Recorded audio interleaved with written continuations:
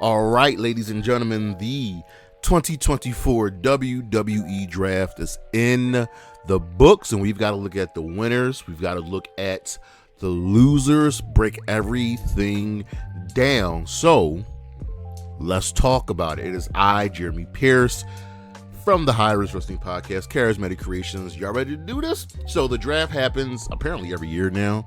I really wish this would be every 2 years, because I don't think you can exhaust all the feuds within a span of 1 year. If they held the draft every 2 years, it would mean much, much more. So the champions for each brand are safe. Now, there were years before where champions could get drafted no matter what belt you hold. Not the case. We won't have any more Charlotte, Becky Lynch fiascos. So from Raw, and the women's tag team champions aren't exempt from being drafted, because the women's tag team championships can be defended between all three brands. So safe from being drafted: from Monday Night Raw, the World Heavyweight Champion Damian Priest, World Tag Team Champions Awesome Truth, the Women's World Champion Becky Lynch, and the Intercontinental Champion Sami Zayn. From SmackDown, the WWE Champion Cody Rhodes, the WWE Tag Team Champions A-Town Down Under, the WWE Women's Champion Bayley, and the United States Champion Logan Paul. And from NXT, the NXT Champion Trick Williams, Tag Team Champions Axiom and Nathan Frazier, the NXT Women's Champion Roxanne Perez, and the North American Champion Obi Finn. Those grouping of people are exempt from being drafted. They're going to stick down there. So when they announced that, I was like, okay, so now we know why Dragunov lost. We know why Lyra Valkyria lost, because they're probably going to get drafted up. But let's take a look at the draft results. Started on SmackDown last week. So we first get the big news that Roman Reigns has removed himself from the draft. That is big. That is really, really, really big. But night one, SmackDown took with their very first pick, Bianca Belair. Followed up, they took Carmelo Hayes, Randy Orton, Nia Jax, LA Knight, the bloodline of Solo Sikoa, Tama Tonga, and Paul Heyman, AJ Styles, and Andrade. Through the supplemental draft later that night, they took Cedric Alexander, Shanta the Adonis, Baron Corbin, and the OC faction of Carl Anderson, Luke Gallows, and Me Chen. So first night for SmackDown, I like it. The biggest thing here is going to be Andrade and Melo, because they're clearly going to get some big pushes. We'll see what happens with Baron Corbin. Raw took with their very first pick, main event, Jey Uso. Followed up, they took Seth Rollins, Braun Breaker, Liv Morgan, Ricochet, Sheamus, the Alpha Academy entire faction, Kiana James, Isla Dawn, and then through the supplemental draft, they took Isla Dawn and Alba Fire, Ivar, Shayna Baszler, Zoe Stark. Kiana James was the big shocker for me of her getting called up from NXT. I like what Raw did. We'll get into why I'm a little upset about like the Braun Breaker pick and Isla Dawn and Alba Fire. We're going to talk about it. Night two on the draft, Raw gets to pick first, so they took with their very first pick. They took Gunther and Ludwig Kaiser, the team of Imperium. Followed up, they took the entire faction of Damage Control, CM Punk, Braun Strowman, the LWO. Carlito is still in the LWO as of now. Drew McIntyre, the Judgment Day, team of Finn, Dominic, and JD McDonough. People that are injured are not capable of being drafted, and there are a lot of women that are out. So Rhea is not being drafted, but she's probably going to end up on Raw. Ilya Dragunov, The New Day, Lyra Valkyria, The Final Testament, and Bronson Reed. And then through the supplemental draft later that night, they took the Creed Brothers and Ivy Now, the New Catch Republic team of Pete Dunne and Tyler Bate, Dijak, called up from NXT, Kaden Carter, Katana Chance, Natalia, and shocker, Odyssey Jones. Someone remembered he existed. Remember, he got drafted last year and has not been on TV once. SmackDown, with their very first pick of night two of the draft, they took Jade Cargo. So we see the hype chain for Jade. After that, they took Kevin Owens, the faction team of the Pride, Bobby Lashley, Montez Ford, Angelo Dawkins, and B-Fab, Tiffany Stratton, Legado del Fantasma. So we split up the LWO and Legado. We are done with that. Shinsuke Nakamura, Naomi, the team of Chelsea Green and Piper Niven, Pretty Deadly, Candice LeRae, Indy Hartwell, and DIY, and called up from NXT, Blair Davenport, which should have happened a minute ago because she's ready. She's been in the business too long to wallow away in NXT. And then through the supplemental draft, they took Giovanni Vinci, Tegan Knox, and Apollo Crews. So looking at both rosters, they're fine. We're gonna look at the winners and losers, but the rosters are fine. It's tough. Apollo Crews, Tegan Knox, Odyssey Jones, Giovanni Vinci, I don't have high hopes for them. They called up Dijak from NXT. We'll see what happens there. We can get a little bit more horses onto the roster, but let's dive into the winners and the losers. Okay, so the winners, we have new world title challengers for both brands. So if we look at the SmackDown side of things, we have Cody Rhodes. Roman Reigns is going to come back at some point, and we're building up Solo Sikoa, right? Then we also have, who can just easily fit in at some point, Randy Orton, LA Knight, AJ Styles, Andrade. I think we're going to see Melo push to the main event over on SmackDown. And then still also we have Kevin Owens, we've got Bobby Lashley, we've got Santos Escobar, Shinsuke Nakamura. So we have new challengers, but the thing is, do you really believe any of these people can actually beat Cody Rhodes? And on the Raw side of things, is a little bit more even because anybody can do anything. We've got Jay, we've got Seth, Braun Breaker, Sheamus,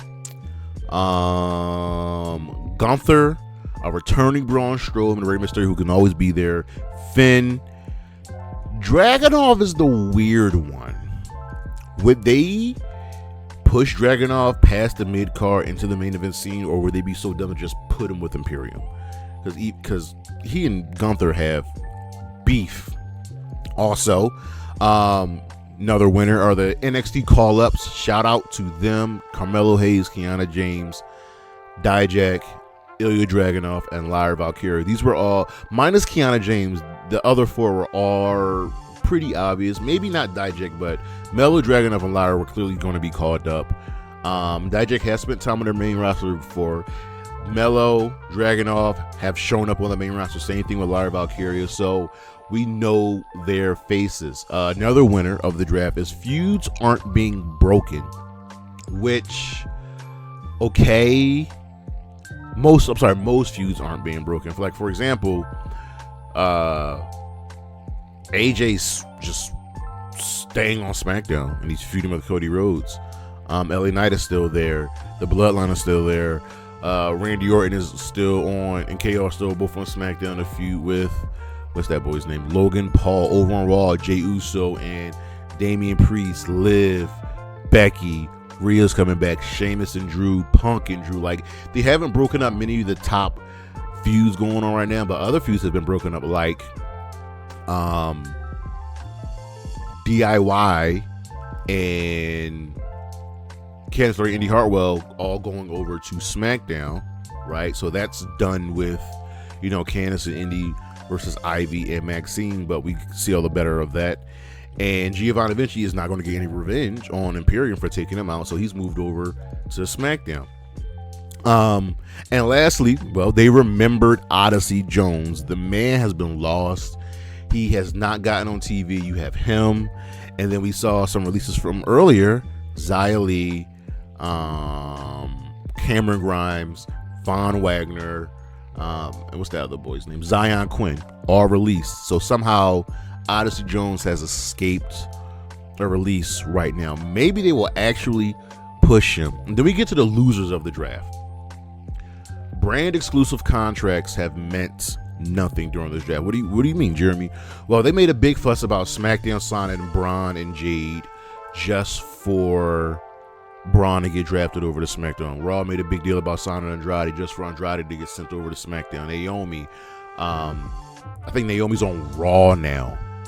So what was the point of making a big deal about signing these people? It just, you know what I mean, didn't make sense. You made a big deal about the exclusivity, and they should have been excluded as well. I signed you to this brand. You're going to stay here. No Roman Reigns and no big moves. Roman Reigns being removed from the draft was interesting, but now it doesn't feel like the draft was a big deal because your top star, yes, sorry Cody, Roman is still the top star, wasn't there. Now we know Roman's coming back as a babyface, and we'll dive into that with another show, but Roman not being there hurt the draft. Another loser is the WWE woman. I'm sorry to say this, ladies, but your roster is bloated. Your roster is bloated. You have about 20 women on the NXT roster, and you've moved women, you know, a little bit between Raw and SmackDown. But if we look at the women who are currently out, Alexa Bliss, Carmella, Charlotte, Nikki Cross, Raquel Rodriguez, Rhea Ripley, Shotzi, Sonya Deville, Tamina, Valhalla. That is 1, 2, 3, 4, 5, 6, 7, 8, 9, 10 women that at some point are going to come back and have to be featured. You know Alexa Bliss is going to be featured. Carmella is going to be featured. Same thing with Charlotte, Raquel, Rhea, and Sonya. They're all going to be featured, and yet your roster is already bloated. And it helps with NXT that they're getting a women's North American Championship. The women on the main roster need a mid-card championship. We talked about that. Go check out previous episode of the Highbridge Wrestling Podcast. And lastly, NXT's a loser because I thought there would be more call-ups. I thought there would be more call-downs. You know what I mean? Like, no one from the main roster who's actually being featured in NXT right now is getting sent to NXT. The Final Testament didn't get drafted by NXT or get sent down to NXT. Ivar did not get sent down to NXT. And that just didn't make sense. I thought if you wanted to get a little bit more eyes on the product, you got to send some names down. Lastly, honestly, the draft was just boring. People just came out, announced the picks, and that was it. There weren't like any trades. There wasn't any infighting. It was essentially boring. And that's what we got with the draft. It was just a show. Hell, you could have had matches. I don't know. It's just, we've got to do something. We need to do better. And yes, I know we just had the NFL draft. You know, you wanted to capitalize on that, but be better. 2 years from now, hopefully 2 years from now, the draft will be better. Who has the better roster? Let me know what you guys think. Who do you think should have been called up? Who do you think should have been sent down? And where do you stay on NXT not being heavily featured here? I was really shocked that a few more people were not called up. But let's talk about it. The 2024 WWE Draft. Peace.